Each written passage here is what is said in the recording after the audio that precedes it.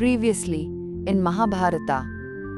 During their Vanavasa in the Himalayas, the Pandavas were protected by the strength of Bhima, son of Vayu.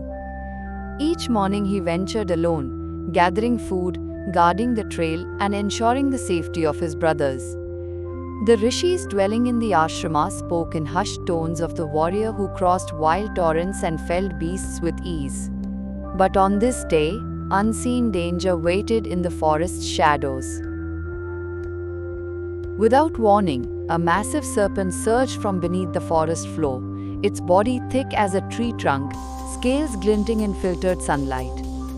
Before Bhima could strike, the creature had coiled tightly around him, tightening with the force of a mountain. He fought, straining against its crushing grip, but his strength failed him. This was no ordinary beast. Far off at their camp, Yudhishthira sat in quiet reflection when sudden omens broke the silence. A jackal howled midday. A quail shrieked as blood dripped from its beak. His left eye throbbed. Turning to Dhaumya, he said, "Something has befallen our brother." Without hesitation, they set out into the woods. Guided by instinct and science, Yudhishthira and Dhaumya pressed through the dense undergrowth. The forest grew darker, trees leaned in, silence hung heavy, and then they saw him. Bhima lay bound, silent but conscious, wrapped in the coils of a vast serpent. Yudhishthira rushed forward, but the serpent hissed, "Come no closer unless you speak with respect." It did not strike, it spoke. The serpent spoke with wisdom. "I am Nahusha," it said, "once a king, now cursed to crawl the earth."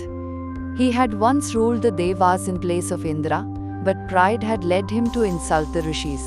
For that sin, he now slithered, seeking release through dharma. Nahusha said, "Your brother's life is not yet lost. But I will test you, Yudhishthira. Answer my questions on dharma. Fail, and he remains bound." The trial was not of battle, but of knowledge. Yudhishthira bowed his head. "Ask, O Naga, I shall answer with truth." Bhima, still bound but composed, looked on in hope. In the stillness between words, the serpent's test began. Coming next, as Nahusha begins his trial, Yudhishthira must answer questions that test the very soul of righteousness. What makes a true Brahmana? What is truth? What frees one from sin? And who was this king who once ruled Swarga, only to fall into darkness?